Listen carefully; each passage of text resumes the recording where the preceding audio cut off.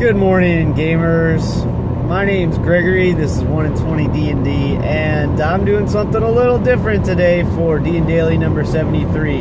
You know, when I actually started this series, the first time I tried recording a video, I was in my truck on my way to work thinking like, oh, okay, I'm gonna do this today. And I started recording and I thought, oh, I don't want my videos to look like that. Maybe there's going to be too much background noise and the sound quality won't be very good and this and that. And so I decided not to do that. And I thought, oh, well, people might judge that, oh, you shouldn't be making a video while you're driving and that kind of thing. And so I stopped it and I recorded another video and put that one up as my first video. And well, hey, guess what? I got a lot of stuff to do today. That's reality. So I decided that I'm still committed to making these videos every day. I'm still gonna put them out there, but I gotta go with what works. I said it a couple days ago too. I want to be a little more creative, do some different things, mix it up a little bit, just see what happens, see what feels right, try some new stuff. So that's what I'm doing. So if the sound quality sucks today, hey, I apologize. That's the way it goes. You don't have to listen to this one. That's okay. There'll be another one tomorrow, and I guarantee you it's just going to keep getting better and better. And by the way, you know, we drive all the time in our cars, and we carry on, you know, if there was somebody sitting here with me, I'd probably be carrying on a conversation with them, and essentially that's all I'm doing. Yeah, I happen to be looking at the camera from time to time, and I'm recording a video while I'm driving, but the reality is, it only takes me an instant to look at the camera and then pay attention to the road, right? So hey, don't judge. That's one of the tips I gotta get to at some point, maybe on one of the Mental Health Mondays, is about, you know, judgment. You know, other people are doing, oh, their games are better. Oh, they're a better DM than I am, you know? Oh, this and that, and judge. And you know what? That stuff is absolutely worthless. It's a waste of your time, energy, and the reality is, you know, we have to get over that stuff. We're all here for fun. We're all here to have the best life we can have. That's what being human is about. You know, live a good life, be good to other people, and have as much fun as you can along the way, and as many experiences as you can along the way, and enjoy the ride. And so get over judgment. Just throw it away. Get rid of it. It doesn't serve you. Hey, by the way, I haven't even begun this video, it feels like, because I haven't mentioned that the Critical Role Kickstarter for Vox Machina animated series, they're at over 8.4 million, y'all. That means they're less than $400,000 away from their final stretch goal of 8.8 million. I am totally confident they're going to make it there, and they're over 62,000 backers. You know, that's amazing. That means 62,000 plus people have said, yeah, I'm going to contribute a little bit of money to this project because that's how cool this project is. Wow, that's awesome. So I think they're at 18 days left. It's so awesome to see, and I know they're gonna make 8.8 million. It's gonna happen. I wouldn't be surprised if it happened by the end of the week or the beginning of next week, but for sure they will get there. I have faith in y'all. Critters out there. Critters are amazing people.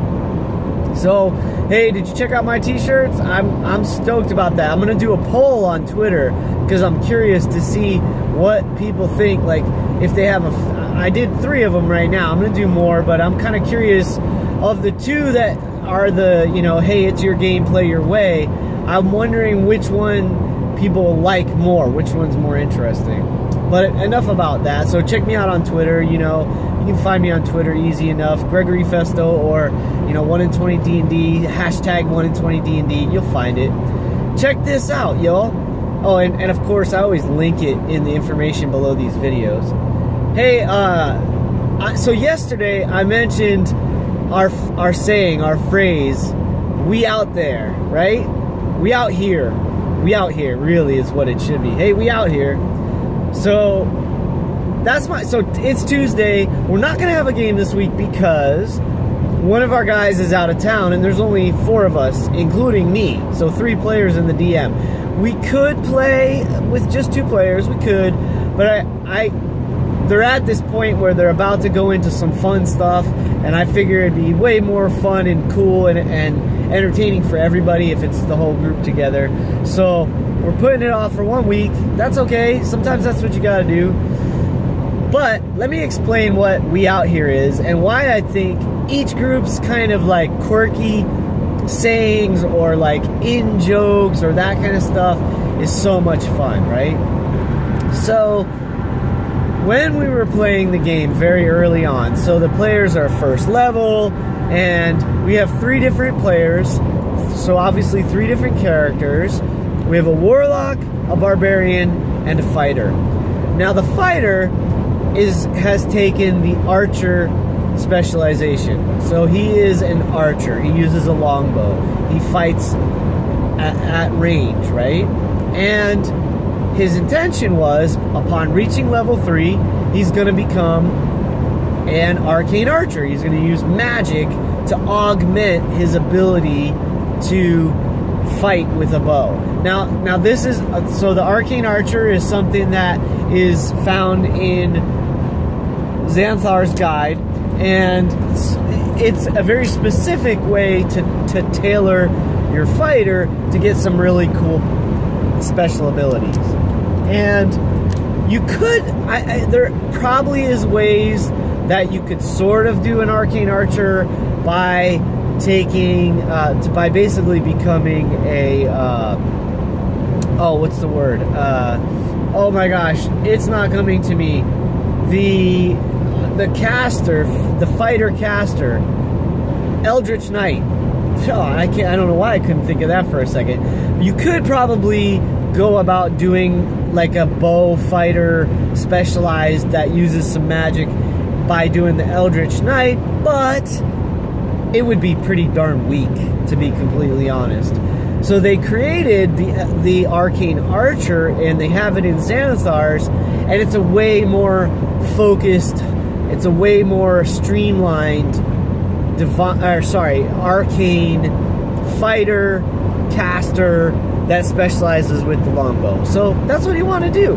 And check this out. I mean, back in the day, from the original animated Dungeons and Dragons, that was like the big guy, the main guy, I don't know, the leader, whatever you want to call him. Eric, no, not Eric, what was his name? Oh my gosh, it's been so long since I've seen it, now I'm forgetting his name. The Ranger was basically an arcane archer. He wasn't, but he basically was. He used a magical bow to fire magical arrows. So that's essentially kind of more or less what the arcane archer is all about. So, long story short, to get back to the point of what does We Out Here mean, well, we were playing, and he took the sharpshooter feat. So he's a human, and he's a human variant, took the feat at first level with the sharpshooter, which allows him to take a -5 on his attack roll in order to get plus 10 damage. Now I gotta tell you, at low levels, this is an epic feat.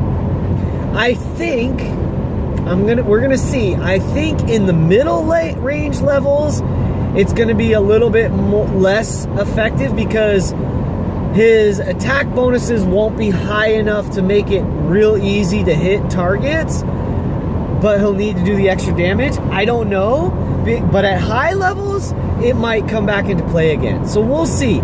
Now, if you're a Vox Machina, if you're a Critical Role fan like I am, you know that in the first campaign, Percival used the sharpshooter feat quite often. It's similar to the Great Weapon Master. The Great Weapon Master can similarly do a -5 to their attacks to get the plus 10 damage. At low levels, it can be huge, but you have to roll well. Well, check it out. Raid, our fighter / arcane archer, he was rolling like a maniac. And it was funny because one of the first times he decided to use his sharpshooter feat, probably not the first time, but it was early on, we asked him, or one of the other players asked him, are you going to use it? And he said, we out here. And it was, you know, we kind of had a laugh because he was saying it so matter-of-factly. It was this very deadpan. He wasn't trying to make a joke, but the way it came across was so funny. We all had a good laugh. And then he rolled, like, it would have been epic if he crit, but I think he rolled something ridiculous like an 18 or a 19 on his attack roll. So and they were like fighting zombies or something ridiculously easy to hit. So it was just this epic moment. And now he's done this like 3 or 4 times where he gets the kill because he does this massive amount of damage, and he's a low-level character fighting low-level mobs or, you know, monsters. So he's just annihilating everything I put in front of him. It's absolutely hysterical, and it makes for fun role-playing, silly, kind of slightly slapstick. But now it's this thing where he's not the only one that's making this comment. It's kind of like the whole group has sort of taken it on, like when they're like, well, why not give it a try? That's become the catchphrase for the group. We out here, we might as well give it a try. We out here, let's give it a go, let's see what happens. So hey folks, we out here. Make it your game. That's the way you go about it. Find those fun things that are meaningful for your group and your players and your game, and you will have a great time guaranteed. Hey folks, I'm so grateful to all my subscribers. Thank you for being on here and bearing with me and listening along for these silly rants I go on about the game that I love, and probably you love too if you're listening in. Thank you. I will see you tomorrow on another DnDaily. Hey, I hope to see you at a table someday. Until then, keep rolling 20s, and remember, it's your game. Play your way.